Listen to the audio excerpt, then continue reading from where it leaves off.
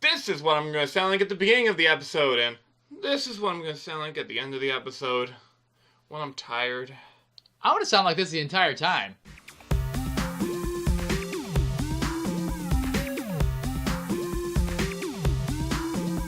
Hello and welcome to the Central Nerdous System podcast, where everything is nerdy. I'm John. And I'm Tyler. And this is a reboot of our old podcast that we had back on the Morningstar Studios channel. You know what? It seems like the proper time. We're back, baby.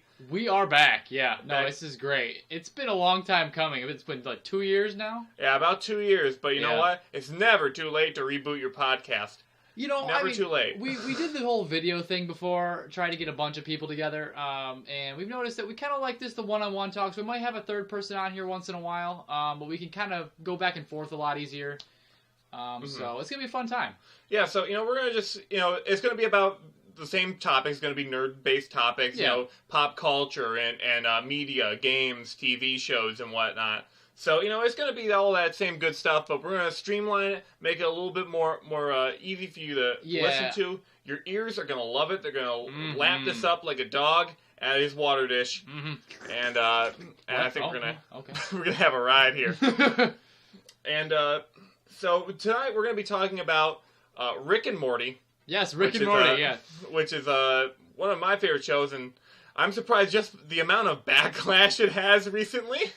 Yeah, But, F the haters, Rick and Morty is a great show. It's a fantastic show. Absolutely fantastic show. We're coming off the thrill of just watching the season finale literally like 20 minutes ago. Yeah, so the show just ended, so the season 3 has finally come to a close. It's been a long time coming, about a year and a half, would you say? Yeah, no, it's about that. I mean, they're putting a lot of effort into it, though. I mean, I know a lot of like cartoon shows, like Family Guy and stuff like that. They're just cookie cutter, and they kind of do the same thing over and over again, and they're just pumping them out, really, season by season. Where I really appreciate Rick and Morty to the attention to detail that they add to every single episode. Yeah. Even in the animation and everything like that. So, I mean, it's worth the wait. I mean, like, you have to have a certain level of intelligence to appreciate Rick and Morty. I kid. I don't actually think that way. It's just good fun. They're creative. They're funny. Justin Roiland and Dan Harmon do an excellent job in that show, and I'm a big fan. I would probably say it's the closest we've got to the Simpsons of today for like a really like good, funny animated cartoon. Well, you've seen the crossover thing they did, right? Yeah. The funny little intro. I love that intro. That's probably one of their better couch gags. Obviously, it's a little more adult themed. Than The Simpsons. Yeah, just a smidge. But the quality of the jokes and the timing of everything going on around in the show is on par. It's very, very good. So why don't we get into the episode full? We just finished watching the newest episode, which what was it called again? The Rick Morty date. I love their puns. Actually, I didn't know the name of the episode. The Rick Morty date. A clever play on the Manchurian Candidate. Yeah, okay. Which is a pretty good film. I've seen it. I've never seen it. I've seen the original. Yeah. It's pretty good. Though, I mean, like, it's not quite a parody of it. It's just a really bad pun. Well, let's just dive right into our first reactions of. Obviously, we watched it together.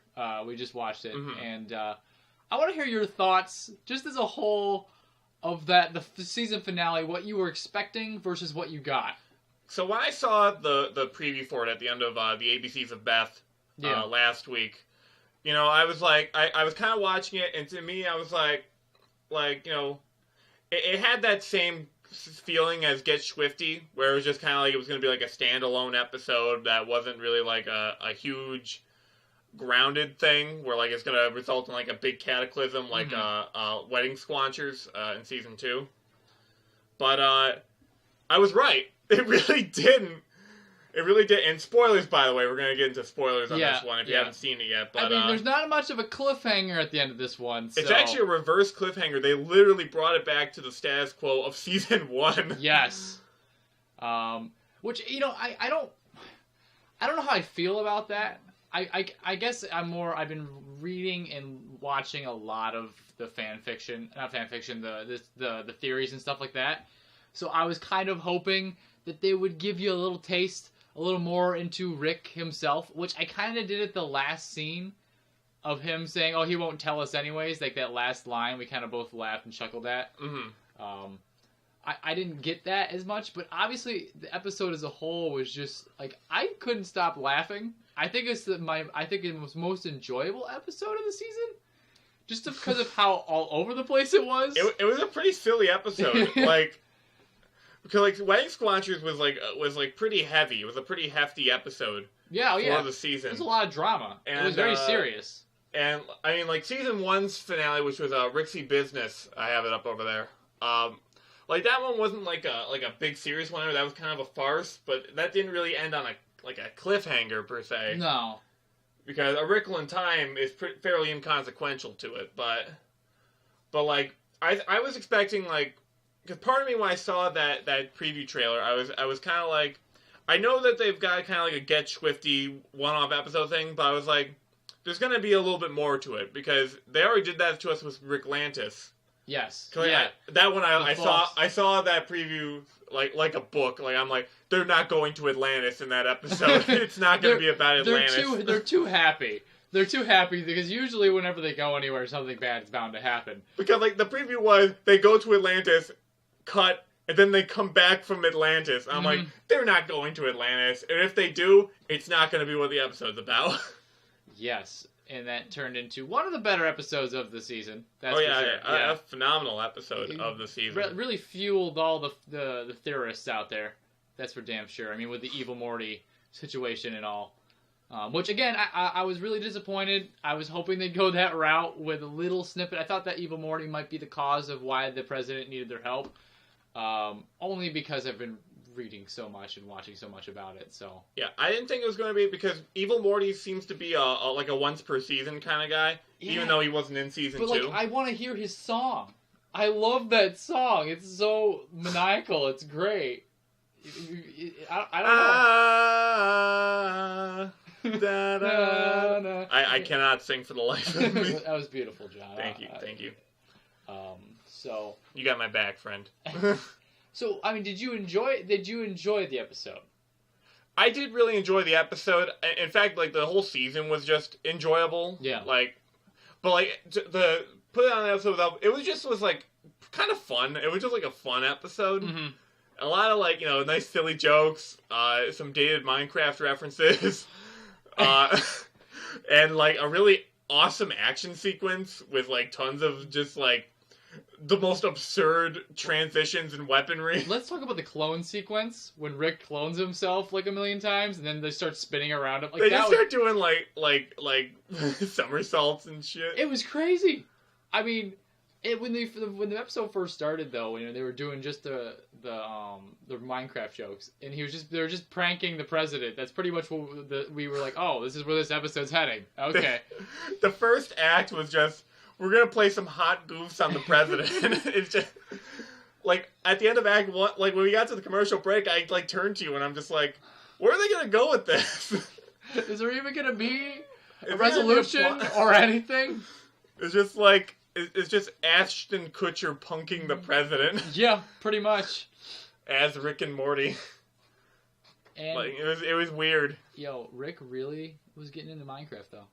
He was starting to. You know what? If the president had intervened, he probably would have set up the best server. Oh my gosh. Infinite timelines, infinite universes. Oh my gosh. Yo, like, you know how much memory they could probably allocate to that server?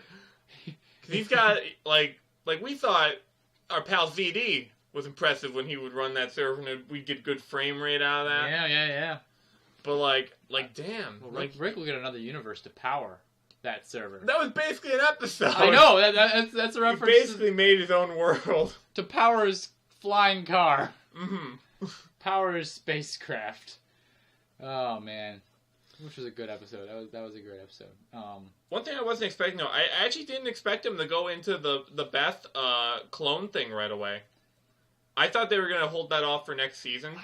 I didn't think this episode was going to be about it. I think because they left it so open-ended at the end of the last episode that I think that was the direction, because people, I mean, I enjoyed that they finally were showing some meeting and connection between Rick and Beth. Like, there was something finally, instead of just the same old Beth just, like, not caring about what Rick does. Yeah. So I kind of appreciated that, and I didn't like the way they approached it. Like, I really wanted them to show more about. I really wanted it to be a clone of her. Like, really, I really did. And it could still be. It could still be. It's still open-ended. Again, I feel like that the way they're presenting the show is like they don't even care if that's a clone or not. The show is. They're in different timelines. You couldn't even be the same universe every single episode. Like, that ending, he basically even said, like I could go anywhere right now and nothing matters and whatnot, but... Yeah. And kind of like, this episode, Rick kind of falls apart. Yeah. He falls apart. Like, so a common criticism of the show is people who say, like, oh, you can't, like, you find yourself, like, relating to Rick or whatnot. And, like, I personally feel that Rick... you're not necessarily supposed to relate to him. He's kind of the antagonist of this series. You relate to him in the sense that, like, you look at, what's wrong with you and find it in him, or find him as, like, a catalyst for just, your id going crazy, and, you can do whatever and whatever you want, but you can't I think do in real what life. fans don't like about the character of Rick is what is also his strong point is the fact that they don't explain any of his origins or why he is the way he is, and I think that's why it's very hard to relate. People find it hard to relate to Rick in certain situations because you don't know why he is so screwed up. Because you have to see, you've seen all the issues, and they show little subtle things where he goes soft and he becomes a little sensitive, and there is some triggers in his brain that's like, oh, something bad happened, and he's screwed up from it. And they probably will never show it, and that's going to be the whole frustrating thing.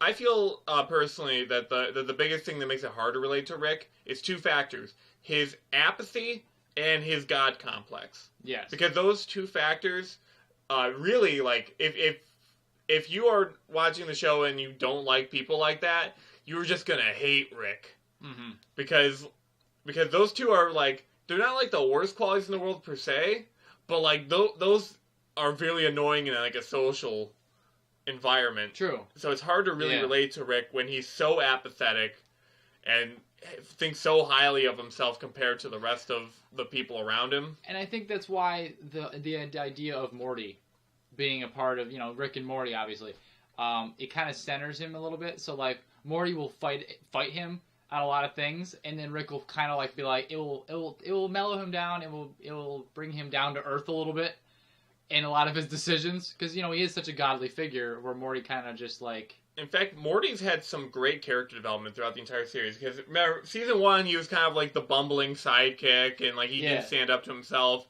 Season 2, he got kind of exposed to, like, some rough scenarios, and he's starting to get a little weary about it. This one, he's fully become jaded, and he's standing up to Rick now. Well, I think... And at the end there, he basically stated, he said, I'm not going with you. I'm staying with my family. Yeah. I'm done. I mean, he said he's done a lot, and he still ends up going back to it. But, I mean, I think that will probably show Rick a little something. I'm just hoping that it'll get through to Rick a little bit. But this is an interesting thing about Morty. I was reading, I was watching an origin video of just the creation of Rick and Morty. Yeah, I was watching that same one, I believe I saw They were talking about how Morty almost didn't happen. Yeah. Or the fact that Justin Roiland wasn't actually going to be the voice actor for Morty. Like, the Adult Swim's like, I don't like the character of Morty. Because originally, the entire first season was just going to be Rick punching at, like, just he was the punching bag, essentially. Yeah. And that's what they were saying, is that, so they rewrote him and redirected to give him more of a, I guess you could say, more of a teenager aspect, so he's going to fight it a little bit more. And he's going to actually show some attitude towards Rick a little bit. And I think that's what makes the relationship so enjoyable to watch and funny to watch. Mm-hmm. Especially, like, from the first episode, when Morty starts fighting Rick in the ship. Like, just the first episode. That originally wasn't going to actually exist in the show. Mm-hmm. So I'm happy that change really sparked the entire relationship of the show behind them, so... Yeah, and also, I mean, like, it really worked well how they developed him, like, because from his punching bag-esque things at the beginning, because they still kept a little bit of that in there. Yeah, they did. And you got hints of it, but they kind of, like, developed him further so that he gets it. Like, it's a Flanderization, almost, but, like, it's, like, a really good Flanderization. One of, like, the few really, like, solid Flanderizations, because I feel honestly that would be a realistic reaction if this he develops a backbone throughout this series. Oh, he does. And, he still cares for Rick in some regard, because they still have fun. They have adventures and whatnot. They got that mermaid puss in the Rick Lantis mix-up. We're going back for seconds! Going back for seconds. We gotta do this every week! What if they ever did go back? Oh, they probably did. They probably did. Weekly. Until this happened, of course, in the most recent episode, and they put kind of a rift on the relationship there. But a little bit. Talk about, as we're talking about characters and things like that. A character, I actually am one of the few that actually really likes Summer as a character on the show. I don't know how you feel about Summer, but I actually like her because... I like Summer. I feel this season, they didn't really use her a lot. Yeah. So she wasn't really, the main factor. She was only, the star of, one episode where she was, That's the second episode. Yeah. Yeah, when they went to a post-apocalyptic thing. The Rick Mancing the Stone, as it were. Yes. And what else was she in? I'm trying to think. She was in Pickle Rick a little bit. She was she was the issue that needed to be solved in the Whirly Durly conspiracy. Yeah. But everything else here, she just kind of walks in. She wasn't really used this year. That's the thing, though, is that I feel like Summer is a lot more like Rick than you realize in a lot of situations. I do enjoy when sometimes when they have Rick and Summer standing next to each other and they're just both looking at Morty with the same pathetic view. Yeah. And I always enjoy. I kind of wish they'd play with the idea of kind of what they've been doing with Beth and Rick now. Is that, hey, Beth, you're just like me, type thing. And I think they ended up going the Beth route because I felt that I was hoping they'd do something like that with Summer because in a sense, it's two grandkids. One's kind of more like Jerry and pathetic. But oh man, that's really rude to say about Morty. Listen, he is a little pathetic. The only time he's not pathetic is in what episode was it? It was episode what are you 6. talking about? Episode 6. Oh, Rest and Relaxation, when he became super cool and relaxed. That was when he was just on top of the world. So with this episode, this most recent episode, would you say there's any parts you didn't like about this episode? I know we really liked it. We thought it was a real yuck 'em up. We thought that it was just a fun romp. I think if you're looking at the episode as just take away the entire idea of plot, just throw that out the window. At surface, it's a great, enjoyable, fun episode, and I'm glad that I'm happy they decided to just say, hey, this is a cartoon show, let's just have fun with it. Obviously, the ending of the other one was a little more serious. Yeah. Season 2. But again, I love the episode for what it was. Obviously, the only thing I didn't like about it is I was wishing they would give you some more resolution towards the other plots that are going on in the show. The only thing that they did was with Beth, but then they just flipped it around and brought it back to the status quo, like you said, from season 1. So. Yeah. My thing is, I'm still trying to figure out if I enjoyed the fact that they flipped it to the status quo. Because, I don't know, the Beth Jerry thing, they're back together. Granted, it ties up a season-long plot thing, but I'm not sure if it was tied up great or not. Or they're just doing it to set us up to crush everything at the beginning of season 4. Because I think my prediction for season 4 is that the plot line, based on what we see here, is that Rick is now on the bottom. He was on top at the start of this year. He's now at the bottom. Yeah. And it's going to be a power struggle now, for him trying to, climb his way back up. Then I feel like that I'm going to do a thing here where I think Rick, at some point in season 4, he's going to leave the family. He's just going to go away. And the person that's going to have to bring him back is going to be Morty. Because Morty now knows, he obviously knows how the portal gun, he knows how to travel between universes, he's kind of smart he's smarter now, as he's grown with Rick. And I feel like he's going to be the only person that's going to be able to say, hey, come on, come back, type thing. Because it's going to be more of an abandonment thing, because I think that's the big inner struggle within Rick, is the idea of him not being accepted. But yet, at the surface, he says he doesn't care, but I feel like he really does care. Yeah, he does, because, he does kind of everything just to, to have fun and be cool, but, if no one's kind of, basking in it, he's just by himself, he's alone. Yeah. Because he's really smart, but he's just by himself now. True. He isolates himself from everyone. Well, he always has. Yeah. And I think the only person. But now it's going to be like a full isolation. Like no one's going to try and reach him, and he's going to be sad. The only person that really, like we said, brought him down to Earth and just is Morty, and that's the only person who's going to be able to do that. Mm-hmm. So, yeah. So, any final thoughts on the episode, or? I just think it was fun. I just was surprised at the path of everything that took place in it. Yeah, we were just kind of like screaming like madmen, like, "What's going on? Whoa!" I had a smile on my face the whole freaking time, man. It was good. It was a ride, that's for sure. The final thing I gotta say about that episode is I'm glad Mr. Poopy Butthole settled down. He's really recovered from his injury. He has. He's gotten through it. He's no longer have that limp. Yeah. He's got a kid, a wife. Oh yeah. Eats good meals. Yeah, he may even have grandkids in the future. Like, might have grandkids. Might have a big old Santa Claus beard. He might. But yeah. I'm glad he's doing well. So this is going to be kind of a Rick and Morty themed episode of the Central Nervous System podcast. Obviously. So what we've done is before the episode started, we actually compiled a list. We each have a list of our episodes from this year ranked in order of what we felt about them. Yep.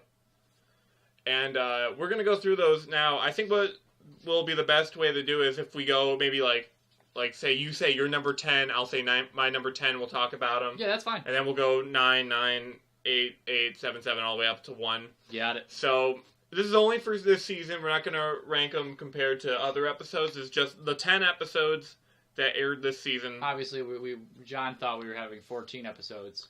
I thought we were having 14. Like, we started watching these as kind of like a viewing party. Yeah. With the ABC's The Best, and I'm like, see, okay, this is good. You know, we still got like a good 6 episodes to go. Yep. And then they go, the season finale of Rick and Morty is next. And I'm like, son of a bitch. Our dreams were crushed instantly. But then we decided to do a podcast instead. So I guess it all worked out in the end. No, this is exciting. I'm really glad that we're doing this again. This is fun. I know. Really, really I miss podcasting. You know, I've been wanting to do a podcast for a while. And just, I've not had the people do a podcast with. So, how about you? You started off. What was your least favorite episode of the season? My least favorite episode was episode 5, the Whirly Durly. Oh, really? Really? Yeah, I didn't. Okay, I like Jerry. I do like Jerry. I mean, I'm sad for Jerry in some situations, but I just felt like the episode as a whole, like the plot was kind of just it was really quick. Like, the resolution of the plot was very, very fast. Like, obviously, the plot going on outside with the whole summer thing was a little ridiculous with her being super giant. And okay, that was interesting. But I feel like it was very rushed with the whole trying to assassinate Rick thing. It was super fast. It's just like, it was just random and didn't really have much connection to it. It was still a good episode, but it just... I actually disagree with you. I actually really liked the Whirly Durly Did you really? That was a good episode, in my opinion. It was very, my dad, for one, he pointed out something. He said, like, you know, the episode itself was just kind of clever, just the scenario. Like, they're in a resort where there's an immortality field, and dying is kind of like a fun thing that they do. He thought just that in general was so clever. I did. I enjoyed the element and atmosphere, everything, but I feel like you better backpedal. Well, no. Like the way I look at it is Rick and Morty. Those kind of situations in those worlds and atmospheres exist every single episode. There's always a new type of thing that's really unique, and that again didn't surprise me. It's like, oh wow, it's really, really awesome. I appreciated that. I just think that the plot of the episode itself was lacking a little bit. It's just how fast it moved. I'd say it wasn't a bad episode. Because all the episodes, like we said, were really good, so. What was yours? My least favorite was the ABCs of Beth. Really? And here's the reason why. Okay. I mean, like, here's the thing. None of these episodes are bad. Yeah. I would say at worst, which is this one, I would say it's decent. Okay. There's only been one episode of Rick and Morty I've ever been disappointed in, and that was Interdimensional Cable 2. And that one, even the creators are kind of disappointed in. They've kind of mentioned it a couple times that, you know, they weren't too proud of how that turned out. Come on, Jerry needed to donate his penis. He had to donate his penis so that the person could have the alien could have a heart transplant. But, so the ABCs of Best was my least favorite episode because, honestly, I think it was the least funny. It was the least funny of the bunch. Yeah. Like, the two... It got a little weird. And also, it was... I mean, the weirdness didn't really bother me. Like, I mean, it set up some stuff with Rick and Beth, so it was important in that regard. Mm-hmm. But, like, it wasn't the funniest episode. It also really... I felt it over-subverted itself because they kind of, like, played with the... They played with the idea of, like, there being, like, a reveal.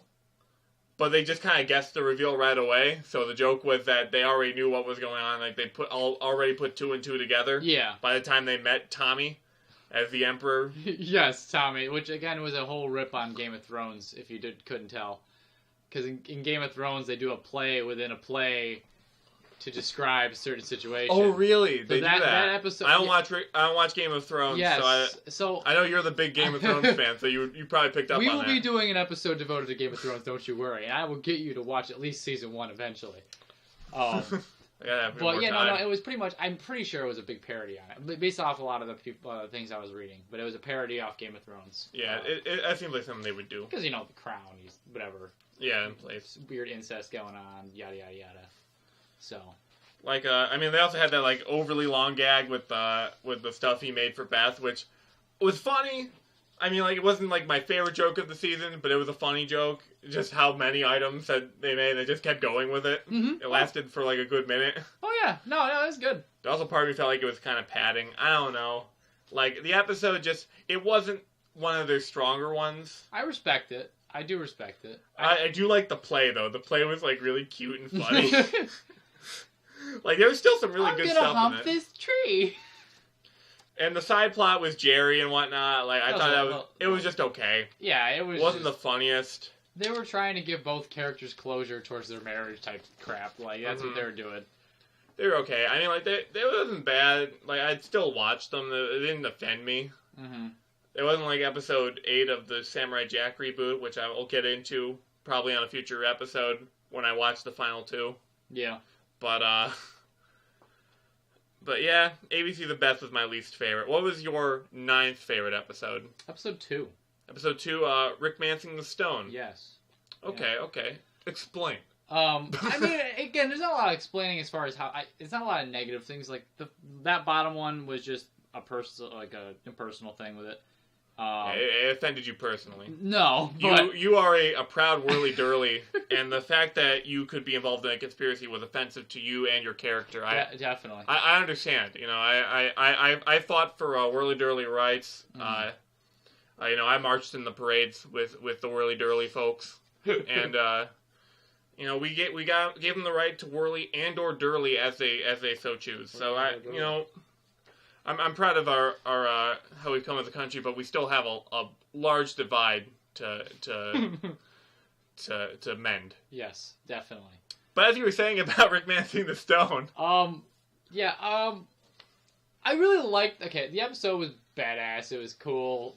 Morty beating the crap out of a bunch of post-apocalyptic scavengers. Obviously, I don't know. Like I'm just really, there's not a lot I can say. Like when we do these lists, it was just based off pure enjoyment, and I didn't get a lot of laughs out of that one. There was some small good jokes throughout the episode, but overall it was an okay episode.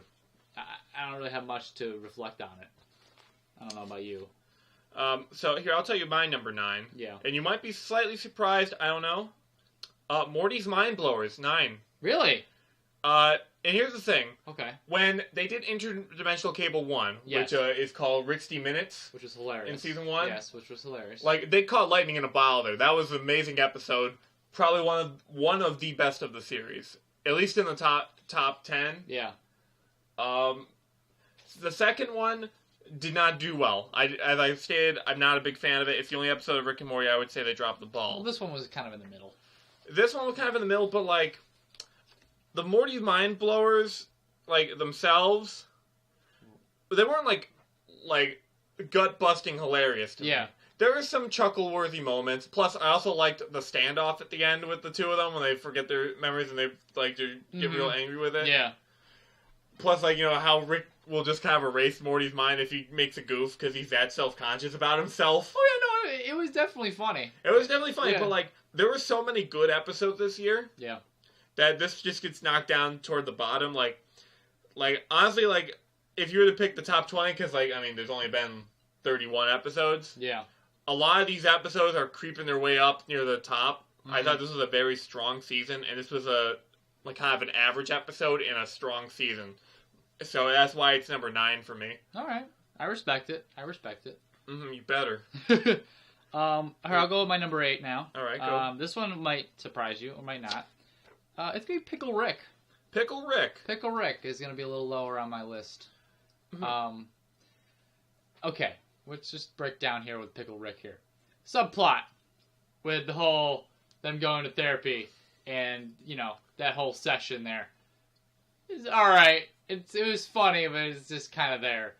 Obviously, the whole point of the episode was to show Rick turning into a pickle and becoming a badass fighting pickle. Other than the badass fighting pickle, that was all it was. It was just a bunch of fight scenes, and the progression of it was cool. I know it was kind of an Iron Man parody, at least from a lot of people were saying when they was building the armor suit and everything, and yada, yada, yada. But other than that, obviously, be creating a huge meme and a huge market for cosplayers. You just don't like it because people keep shouting Pickle Rick at you on the street. You mean me? I shout Pickle Rick at least once a day to annoy my girlfriend.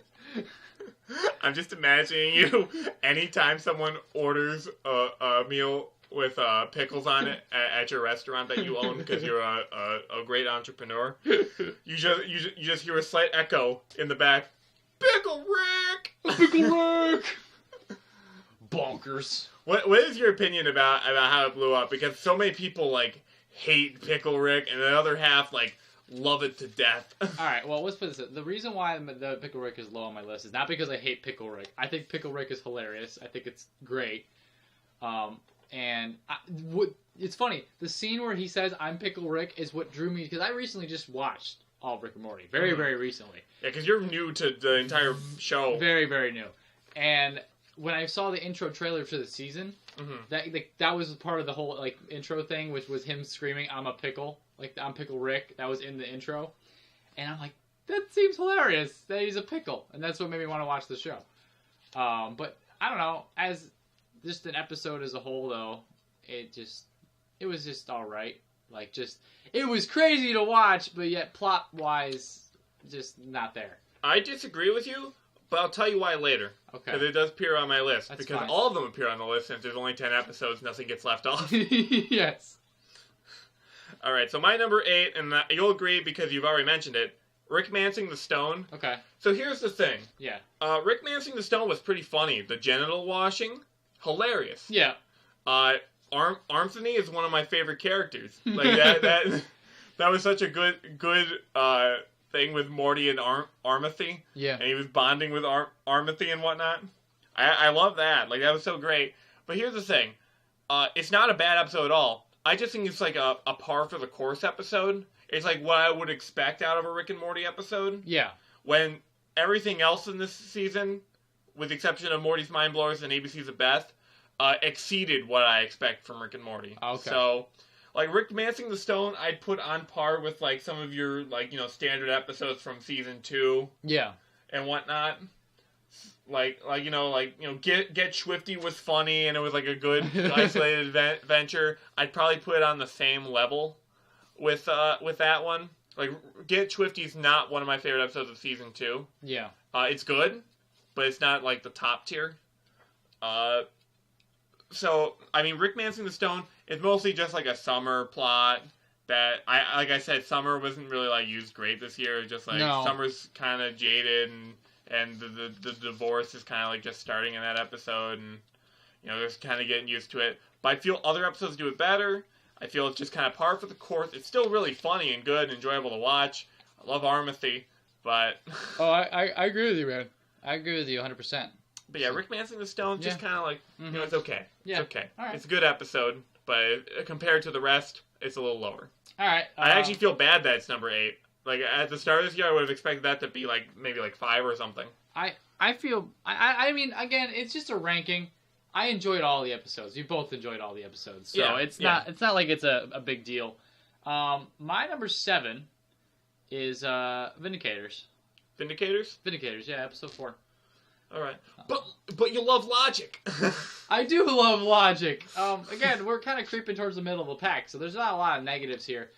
I just thought it's one of those things with episodes with me as far as when I watch shows. It's about the pacing.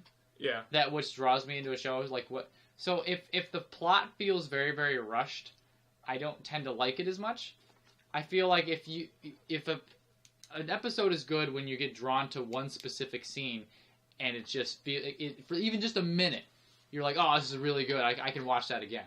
Mm-hmm. I felt that in this one, it was good. This was really funny. Obviously, Rick screwing over Rick. Drunk Rick screwing over Rick and all the Vindicators and just slowly killing them off was great. And obviously the ending with Noob Noob, his...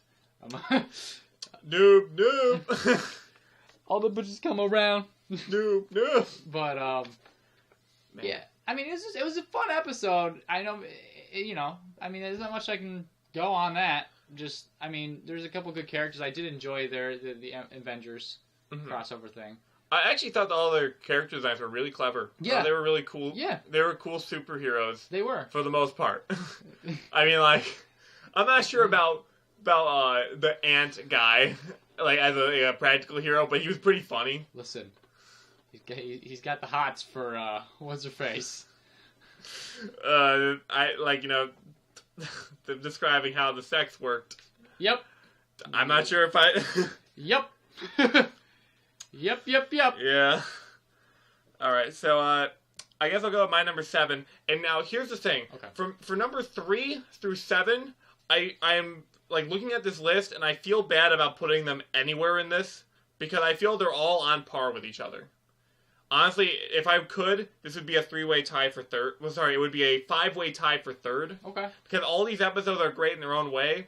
Like honestly, like, if you feel I feel dirty that this episode's ranked at number 7 because there was stuff I liked about it so much. So what we got here?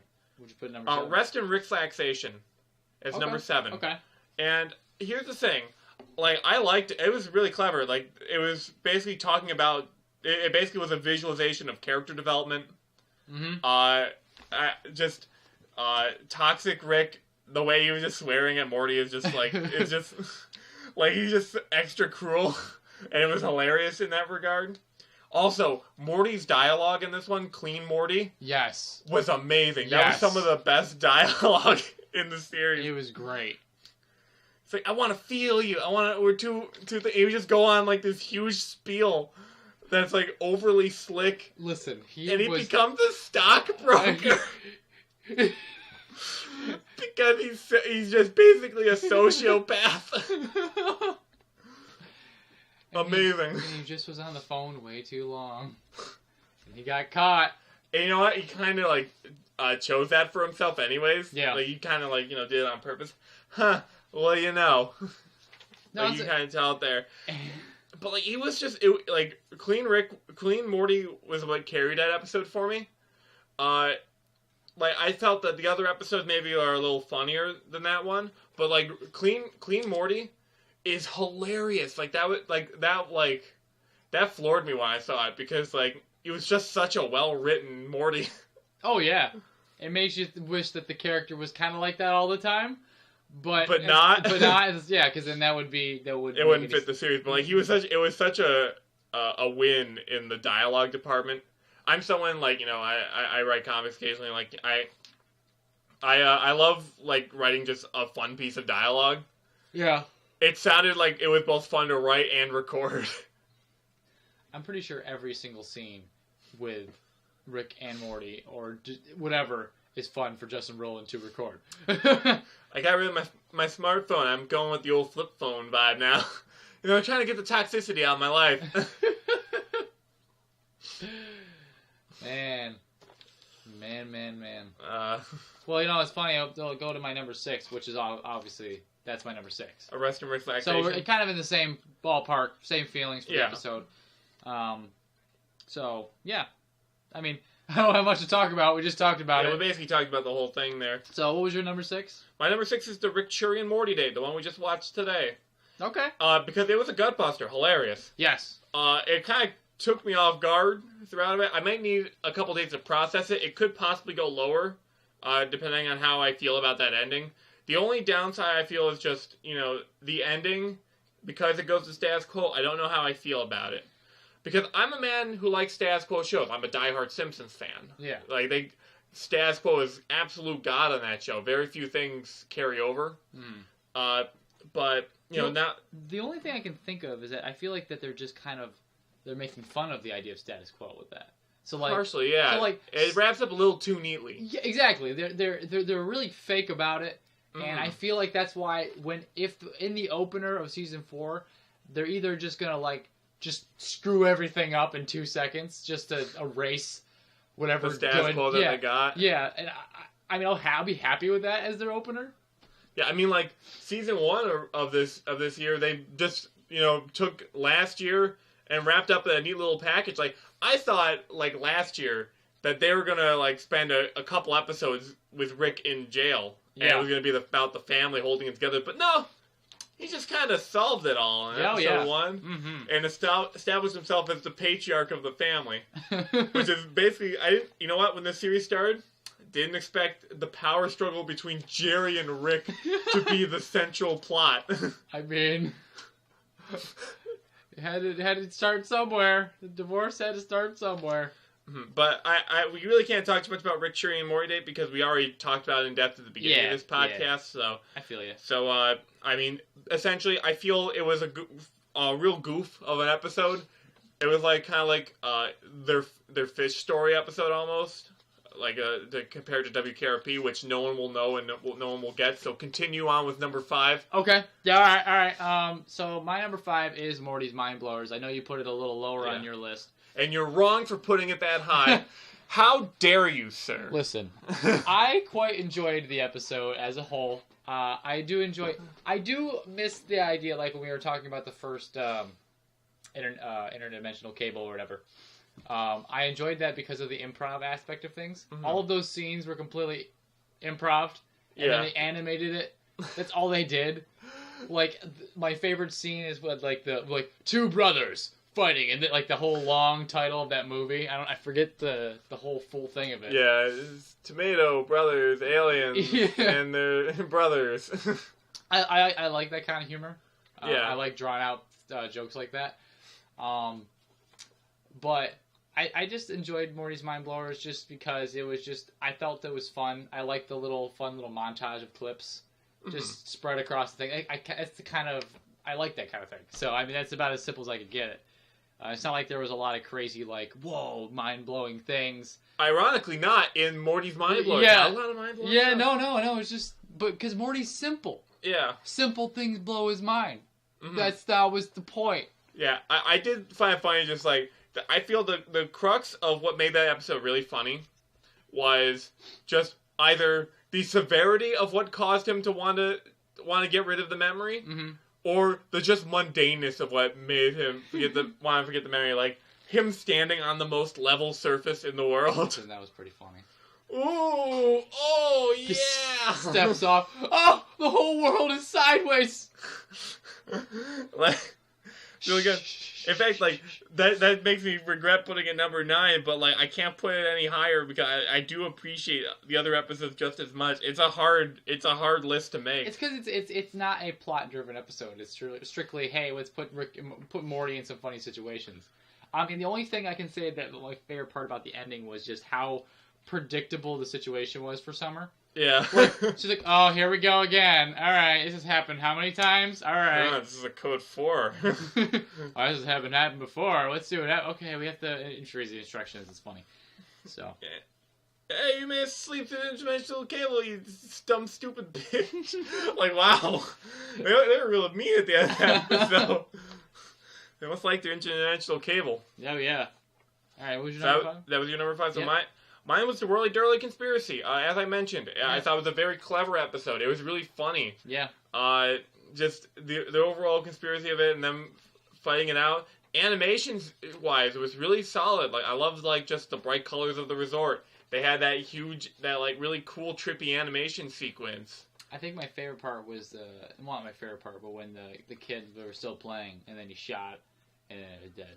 Yeah, that was like some of the best dark comedy in the series. Yeah. Like that was it was like, oh, but Like, yeah, kind of expecting that. It was a pretty gory episode. It was pretty fun. I would say the only downside for me, like, I felt a couple of these episodes had a little bit more weight to them, like you said. Mm-hmm. Also, like, some parts of the acid trip sequence I thought could have been better dialogue-wise, but animation-wise, it was really solid. Oh, I forgot about the acid trip sequence. Yeah. I completely forgot about that. Wow. Like when Rick said during the acid trip sequence, there's shit in my ass. I'm like, yeah, that's why people don't like the show. Like, that's what they point to when they say, oh, Rick and Morty's not an intelligent show. They just said that word.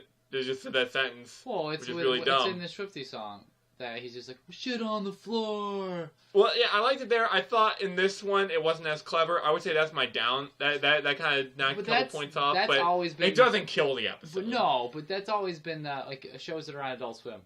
They always go a little weird and too far, anyways. It's just the humor of the style of the format it's on. So, question: what did you find as a better acid trip sequence? That or Goodbye Moonman from season 2? Oh.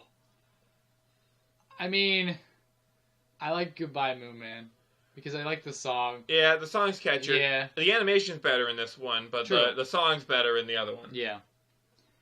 All right, so we'll go to my number 4. Yeah, number 4. Number 4. Hit me with number my number 4 is ABCs of Death. Really? Of Beth, yeah. I'm surprised it's that high for you.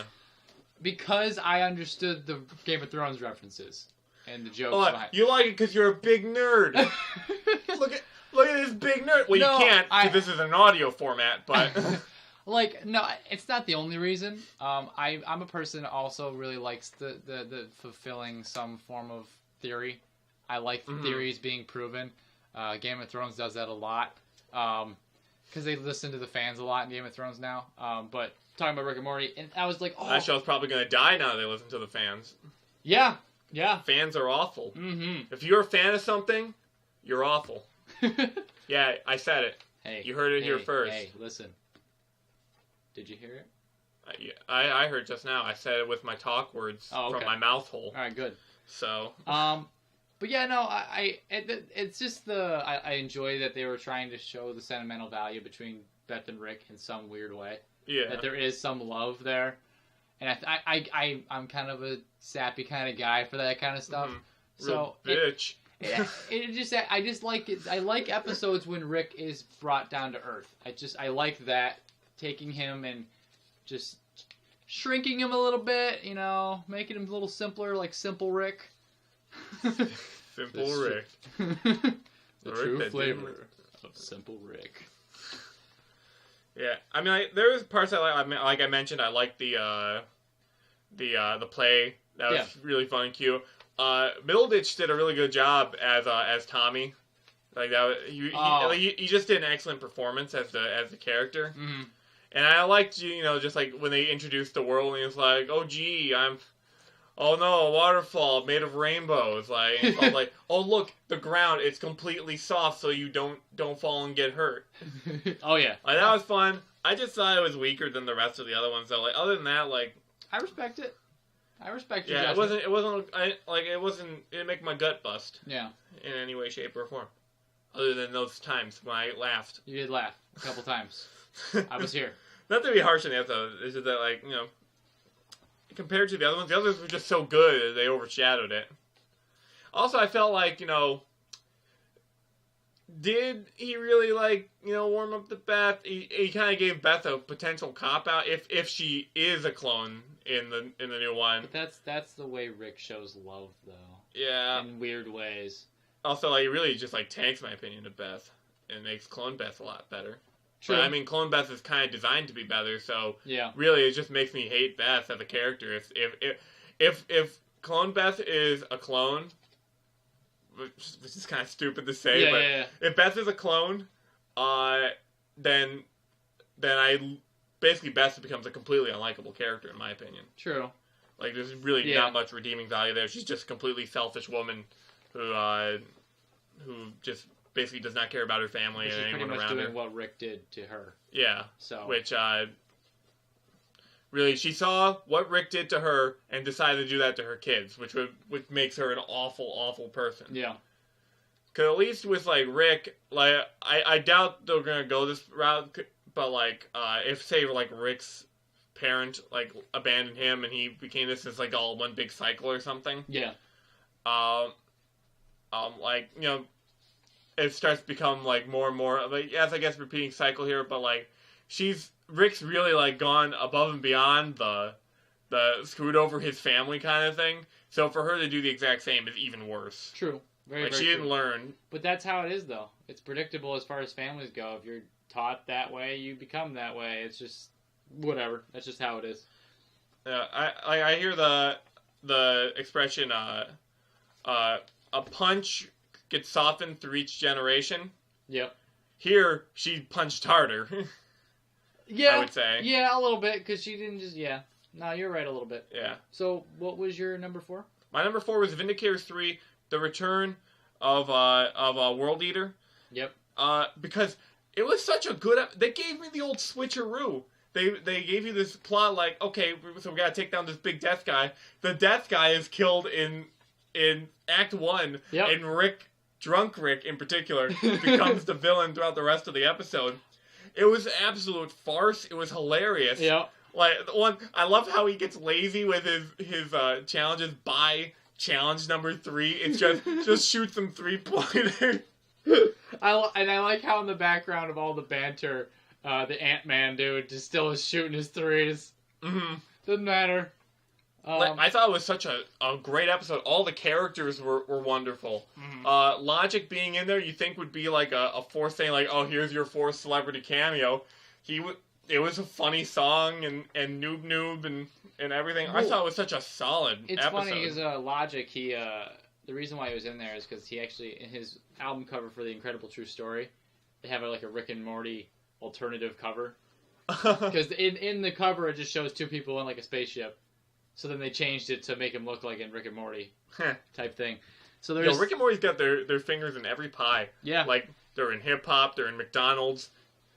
Yeah, they have ties to 2 different fast food chains. McDonald's and Carl's Jr. and Hardee's. Yes, definitely. Which I guess counts as 3 technically, since it's a split chain, but... Listen, we're gonna get, 9 majillion episodes until they get the Szechuan sauce. 9 more seasons, Morty. But honestly, like, Vindicators 3 is almost my 3rd favorite episode. In fact, part of me wants to put it 3rd now. But, like, I'm gonna just stick to my guns here and say what I had because, just a simple matter. I think, like, as I feel it, though, I think this one's gonna go up. Because Vindicators 3 is probably is one of their clever episodes of the series. Yeah, no, it's definitely really, Such really a good plot. Yeah. Alright, so... Your number 3. My number 3 is the season finale. Season finale. Yeah, I put it up high. I can see. You know what? I completely understand because you were having a whale of a time over there. It was probably out of all the episodes I laughed the hardest. I laughed the most. I had a feeling it would be up there for you. I wouldn't obviously put it at number 1 because obviously there was no plot, and I think that's the only reason why it's not the best. It's not as a episode of a show. It's not great because there is no plot. But as far as a comedy show, beautiful, hilarious, just stupid, random, whatever. Well, here's the thing, like, I kind of feel that way sometimes, too. Some of my favorite episodes of Gravity Falls, which is a story-based show, are some of the non-story-based ones. Mm-hmm. Because, like, sometimes just a good old-fashioned fun adventure, just really gets you in the I think the only thing that bugs me is that it was the season finale that this is the episode. Like, I kind of wish this was in the middle of the season, and I would have respected it even more. Like, if this was a Get Swifty Part 2... almost. Yeah. Like, I mean, not to say, like, they would have the same plot, but, like, because you had similar characters and both were similar premise where it was just a goof 'em up. Yeah. Like, then I could see it, but that's probably why it's a little bit lower for me. True. Since it is the season finale, like you said. Yeah. No, I get it. So what was your number 3? Pickle Rick! Pickle Rick, huh? Pickle Rick. Now, this actually surprised me that I liked this episode so much because I actually was dreading this episode in coming up to it because the, Big Trouble in Little Sanchez is one of my least favorites. I would probably put it as my 2nd least favorite episode because I did not get into the Tiny Rick thing. Really? Yeah, Tiny Rick did nothing for me. Oh. Like, shouting Tiny Rick did nothing for me, so when I heard that they were going to be shouting Pickle Rick this year, I was terrified. I was like, oh no, this episode's going to suck. It's just going to be a Tiny Rick scenario. but then they 180'd it and made it really good. No, I mean, it was a really cool and awesome episode. It's just, again, I think it's just so a here's plot the thing. The action, beautiful. Yes. Well choreographed. Yes. Loved it. Yes. The comedy in the action sequences there, yes. hilarious. The intro was great in my opinion. It was just like this becoming a pickle, like make you live forever or something. Like just don't try and read into it and be proud of me. Plus, like, you know, just how obvious it is that he wants to get out of family therapy. He had to take down a government facility just to do that. I know, just all that there. When they introduced Jaguar, voiced by Danny Trejo, just like, this is an absolute farce. This is hilarious. Yeah. And you know what really sold it for me, which is why I put it at number 3? How they would just jump cut from this wild scenario to just the calm environment, serious environment of... And plus, that was hilarious, too. The dialogue was it was dry comedy at its finest. It's like, I'm sorry, I peed at my desk instead of in the bathroom. I'm sad that I did that. When the teacher came, I was like, so you guys eat poop, too. Yeah. What? No. Where did my family get to? I do enjoy that they changed the picture on the wall. Like, this From little thing. To like the courage. Oh man, no, I probably would put it a little higher than I did. I would probably put it above. I actually might eventually switch Morty's Mind Blowers with Pickle Rick. Like one of my favorite episodes of Gravity Falls was Sock Opera. Yeah. Because when I first saw the preview, I thought this episode's gonna be lame. Like, I'm looking at it, I'm like, how are they going to make a sock opera? Like, oh, maybe we're just going to have, like, this little sock puppet thing. How are they going to make that fun? Yeah. And then they made it the most fun. I won't spoil it for you because you want to get into Gravity Falls. That's a season 2 episode. I do. But, like, it was an episode I like. So Pickle Rick really turned it around. Dude, honestly, the weakest part about Pickle Rick is it as a meme. But even so, it's not even the worst meme I've ever seen. No. But, like, the episode itself, and it's a shame. Like, everyone hates it because of Pickle Rick. When it's such a solid episode. Plus, the emotional crux of it, the Susan Sarandon as what was it, Dr. Wong, was it? Yeah. Awesome performance. Like, she did a great job. That was a really fun delivery that she did there. Oh, yeah. That monologue at the end was great. Mm-hmm. And the monologue she had when Beth said, "Go F yourself," was... yeah. What was great. I just thought it was such a well put together episode. Which that's why it's kind of rivaling Vindicator 3. I'm just trying to figure out what. Yeah. I think I put it ahead of Vindicator 3 because it was such a well put together episode. Vindicator 3 though was pretty fun though. Yeah. You know, now I talk about I'm happy with where I put Pickle Rick. Mm-hmm. I just like the attention to detail with everything as far as them building. You know, the suit out of rats and cockroaches and everything else. Yeah, because they released the animatic of that about half a year before we got to that point.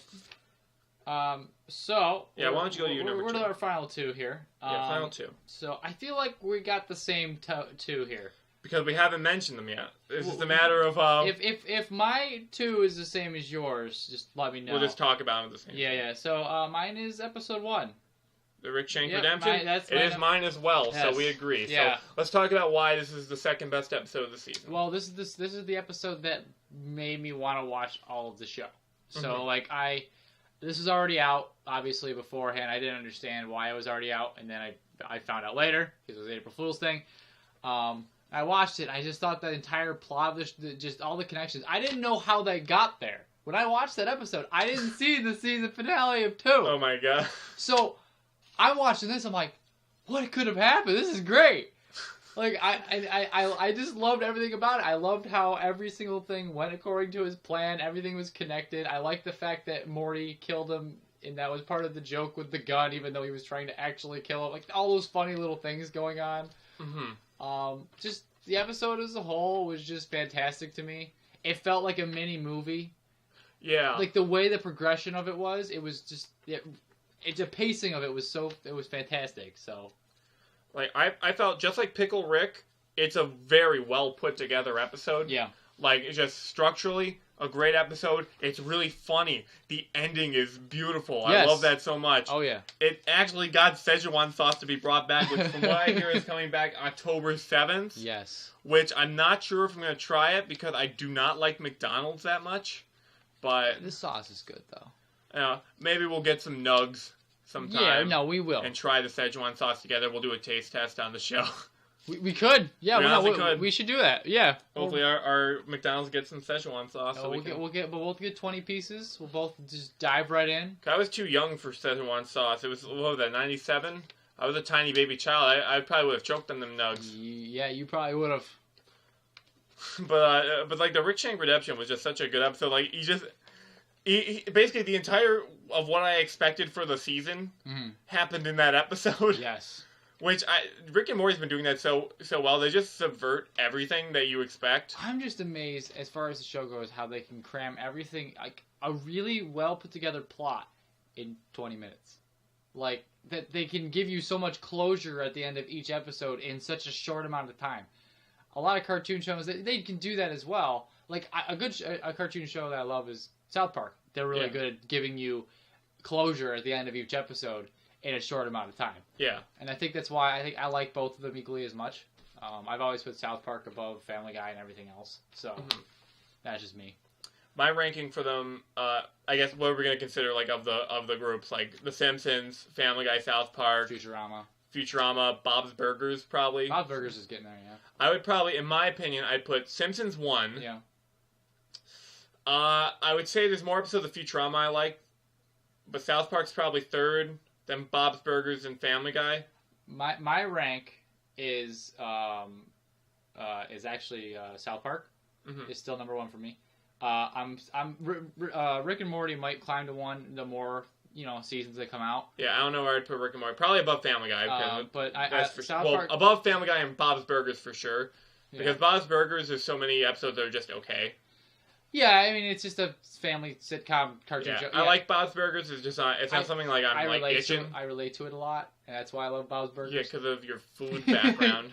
But yeah, no, I would put South Park. I know we're getting way off topic here, but don't worry about it. Put South Park. Then I would do Rick and Morty now, but Futurama would be 3rd. But those 3, I never really gotten into The Simpsons or Family Guy. I respect the jokes. I like the shows. I laughed a lot during them, but something about Futurama, I feel like, I think Futurama is better than The Simpsons because it has that same like out there feel. Just not like I understand why The Simpsons is better than Futurama for the classic feel and everything about it. Yeah. But I always just enjoyed Futurama more.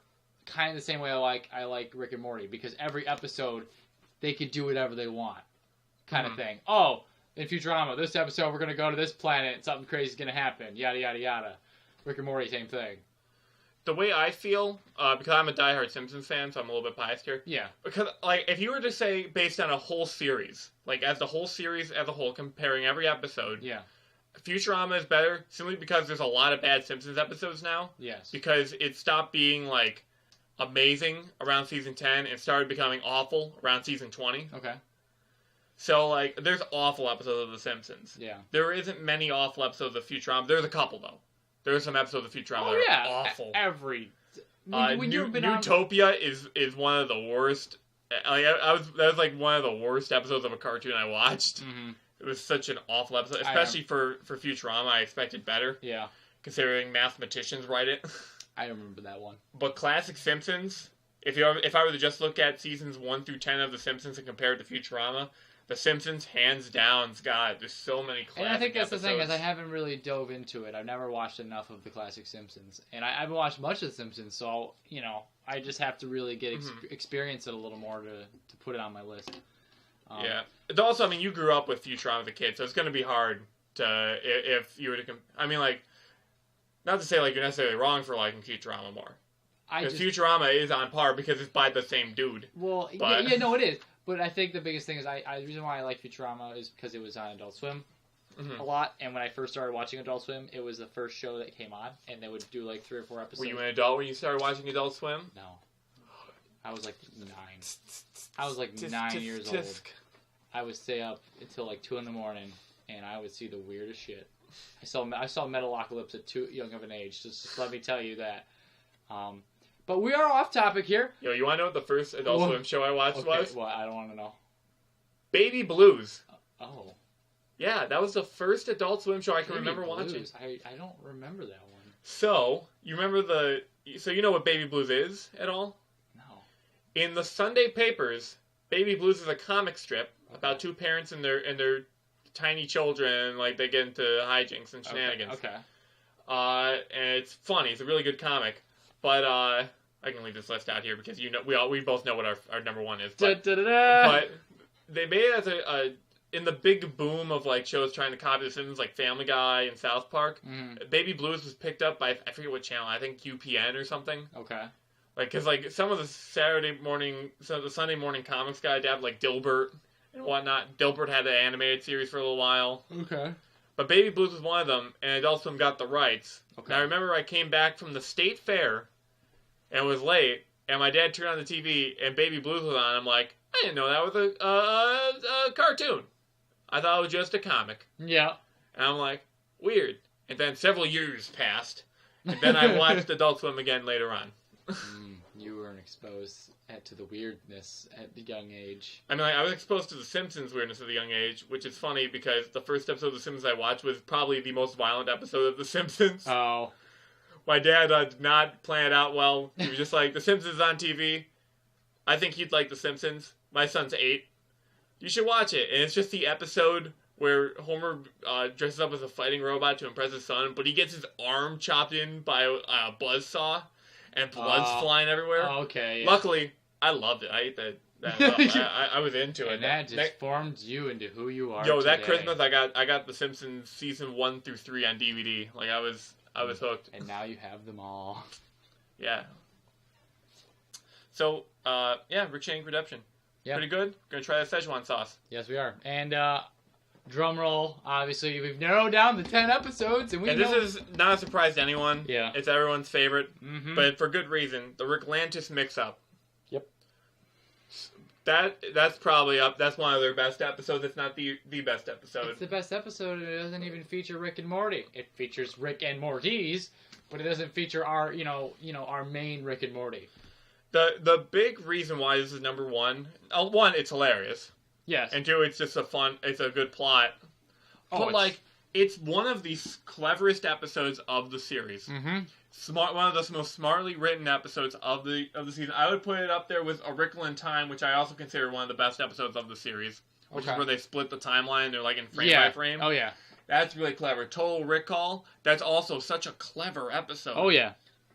Like this is up there. This is up there with some of their classics like Me Seeks and Destroy from season 1. Yeah. This is one of the best episodes of the series because what they do with it, they made an entire episode about a society of Ricks and Mortys. Yes. With a bunch of characters that from a writing standpoint, they took a character and made them into like hundreds of characters with each different personalities and traits. Oh yeah. They told so many good storylines throughout that thing. They did social commentary on things like police brutality and Black Lives Matter. Oh, it was with Ricks and Mortys. It was amazing. Oh, it was so well done. And it's like I was amazed. It is just a big not parody, but it's just like society. They were just mocking how society is now. Yeah. Pretty much everything going on.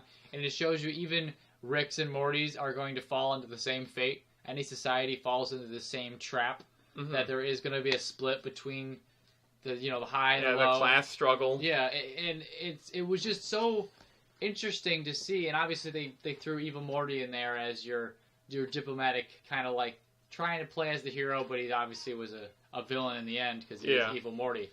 He was kind of playing like people's sympathies to his own agenda. Yeah, and there's nothing. And I think obviously I love the theme song for Evil Morty. I mean, we were talking about earlier. That's the only reason it's number one. You're like, oh yeah, well I mean I guess it was kind of funny, but like that song but that song just gives you chills. It actually it's a solid jam. It's my workout jam. It really fits the theme of everything going on, especially the motives of what his plans are, and we really don't know his plans. I mean, we know he's evil, and we know he wants to reshape the entire city, but what is his real goal, you know? Like, and I like that the fact that leaving that open-ended. Yeah, and you know what? That could result in some good things for season 4, because we as we stated, it looks like they're setting it up for it to be kind of like a power struggle between Rick and Jerry. But I think this could be an opportunity for the Mortys to take over. Well, the big thing is they think that evil Morty is the original Morty. That's true. The theory is that evil Morty is Rick's original Morty. Yep. The original Rick's original Morty. Yeah. Like, it's really hard to explain. Our Rick, the one that we know and love throughout the series, original Morty. Yes. That he screwed over and he became evil. Explaining this plot to someone that's ever watched Rick and Morty, like, But you say Rick and Morty a lot when you describe the plot. Yeah, you do. You definitely do. It's a good thing they called it that and not something else, because like that's obviously what the show should be called, since that's what you're going to be saying throughout the entire thing. Mm-hmm. But yeah, episode fantastic all around. Everything. Also, that mermaid puss. Go back for seconds. Yeah, the whole episode was just so good. I would put it in their top 5 episodes of all time. Yeah. With that, and you know, it does set up season 4 pretty nicely. Like, I wouldn't have minded that being the finale. I know it didn't really deal with, like, if that was the finale, I would have been like, awesome, that makes more sense. Yeah. Obviously, the finale we got wasn't what we expected, but whatever, it's fine. Mm-hmm. So now that we made our list, yes. I guess we should reflect. So, as a whole, season 3, what did you think? As a whole, best season so far. Best season so far for you. The show has progressed better and better every season. Season 1 had some of the classics. One of the best episodes. A lot of the best episodes were in season 1. But also season 2 had a lot of the best. They all are good in their own way. But I feel like the season 3, the show has found its identity, and I feel like it's really captured that. And I think that it's gonna roll for a lot of. How many seasons do you think it's gonna last for it to stop getting funny? Like that's the interesting thing I want to talk about. I think, at least in my opinion, I think 5 seasons is the max it should go. You don't think it should go more than 5 seasons? No, because here's what we've had so far. We've had season 1. Yeah. Rick is kind of in charge. Yeah. Season 2. Rick starts from being in charge to being out of charge. Yeah. Then season 3, Rick gets back in charge. Yep. Keeps it going. He falls out of charge again. Season 4 is going to continue that power struggle. Yep. And we're going theoretically, either by the beginning or the end of it, he will be in charge or not in charge. And season 5 should wrap up that, because if it goes into another thing where we're still not certain, I feel it's overstaying its welcome. At that point, you would either have to take it in a new but equally good direction, or end on such a high note, which... Well, this is the thing, too, is if it's a shortened series, like, so, if 5 seasons is really good. I mean, obviously, the only reason why Family Guy and Simpsons and all that stuff has so many seasons and it's been on for so long is because it's that kind of like that family sitcom cartoon. It's not story-based, so you can keep going. Yeah, exactly. So they could just pump out random... They can go with it. They're pretty much... They just take jokes from present day and whatever. Yeah, it's a social commentary riff. South Park does a lot of that the same way, but South Park has a huge character library, and they could just... Because they just make characters according to real people. Well, South Park, with them, they started off as that kind of show, and then decided to take it in a different direction. I feel it's mostly worked. Yeah. Like, their episodic episodes have been some of my favorite of the season. The Coon Trilogy? Yeah, the Coon Trilogy is I would say my favorite episode, if you count it as like a series and as a singular episode. Yeah. Though my favorite singular episode is the one where Jimmy and Timmy join the Crips. Oh my god. Yeah, no, that's a good one. That episode sold me on South Park. Oh, yeah. Because Jimmy and Timmy are some of my favorite characters. That was the funniest for me. But I think 5 seasons is enough, considering that this show is very subversive of television tropes. Yes. And is episodic, tends to have a certain, like, feel to it. I think if they went a 6th season, it would start to get a little stale. You just don't want it to overstay its welcome. I don't want it to overstay its welcome, because as a Simpsons fan, I Yeah. don't like shows overstaying their welcome. Like, when Gravity Falls ended at 2 seasons, I was happy about that, because they didn't overstay their welcome. I'm fine with a short series. Yeah, but Gravity Falls is more episodic. Well, I feel Gravity Falls could have gone another season. I think if they went a third season and a movie, they'd be fine. Yeah. If they went a 4th season, might have been going too far. Because, again, they take place during one summer. Do you think they'll make a Rick and Morty movie? Possible. I mean... Do you think they... I mean, that would probably be one of my favorite movies if they could do it right. But... I could see them making a movie. They're popular enough that they could. Well, it's probably it's one of the most successful original Adult Swim shows ever. It's basically carrying Adult Swim right now. Yeah, as I said, it's keeping it alive. It's keeping the channel alive. Because the channel really doesn't have a lot of good things right now. I mean, it just plays other stuff. Yeah, like I tried watching a lot of like their live action shows that they kind of love it, like the Werewolf Hunter one was named Joe something.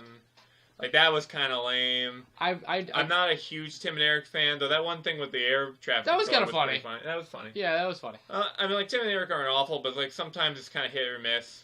Yeah. They haven't really gotten that new show that's, like... What is it? Add to Rick and Morty. They're just kind of riding this. But I hope this, like, opens up the network side and says, this is what the people are craving. This is what's going to keep us alive as a network. Oh, yeah. Definitely. But... Yeah, I agree with you. The 5 seasons, though, I agree with you. The 5 seasons, and I wouldn't mind them instead of doing a movie, maybe making like if they were to wrap this series up, make it like a 45-minute episode to really wrap things up. Yeah, because there's so much going on. I feel like they would need a longer episode to get everything in to one pile of mess. Yeah, it would probably be a long one to wrap it up. Luckily, I mean, like... Or do you think they leave it open-ended and just whatever? Do you think that they would give you... I would actually be kind of angry if they left it completely open-ended. Yeah. The only one that didn't, like, leave me angry where they left a lot of things open-ended was Ed, Edd and Eddy when they had their big movie finale, because they didn't answer a lot of questions like what's under Double D's hat or... Yeah, but that stuff is the whole point.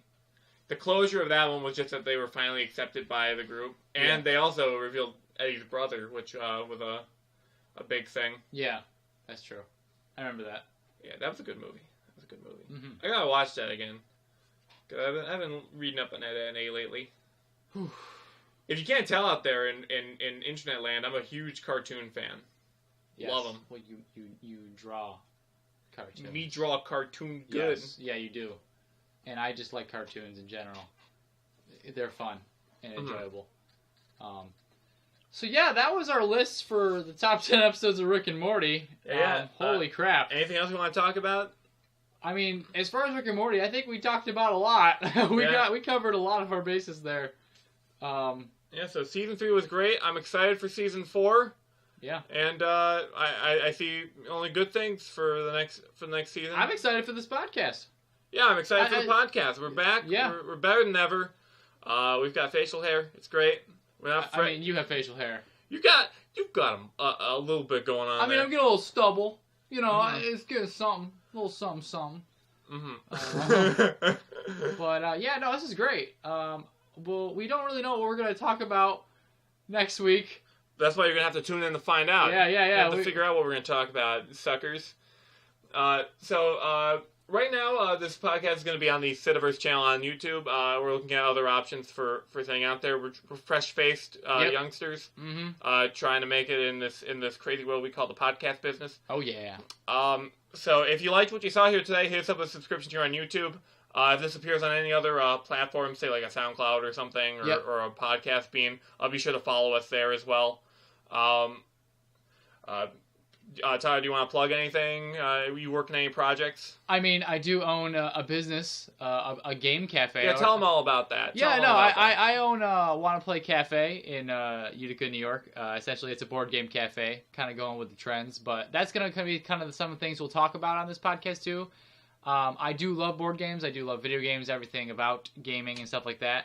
So we'll definitely have some fun topics along the way. He also loves sandwiches. He just can't get enough of them sandwiches. Yes. Mm-hmm. He's a regular Dagwood from Blondie. Oh, yeah. He digs his sandwiches good.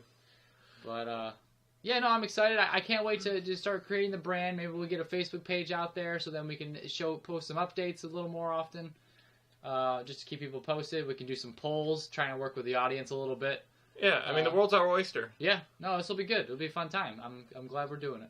And as John, I'm John. Hi. Hi, John. I own this channel. On this channel, along with this podcast, I also do speed draws. Been doing a lot of like fan art speed draws and whatnot. He's a really good artist. I've been working on a couple as of the time of this recording, and they should be coming up. I'm gonna try and post semi regularly. I'm getting in kind of a rhythm now. My full time job.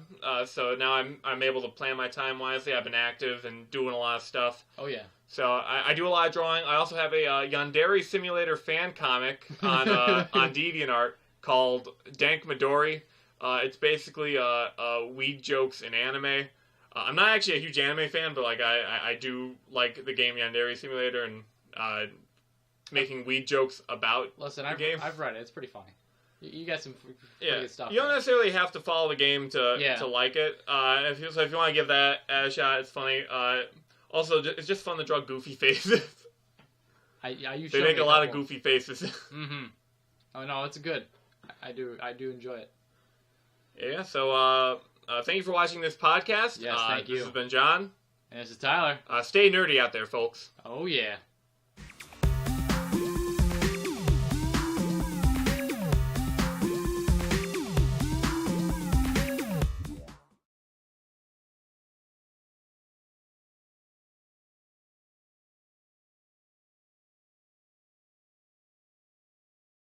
You really bring a lot of drive, a lot of spunk to these programs. Put it into overdrive, man. I'm ready to go. Maximum overdrive. You've got the shifter, and you've shifted it into a gear that does not exist. Mm-hmm. Mm-hmm. And you're just cruising down the highway. On cloud 9, man. You're on cloud 9. Yeah. Which means I'm assuming you got airborne while on the highway. Well, I mean, if you're going at that speed, you're gonna get. You must have hit. You hit a pebble and it just catapulted upward.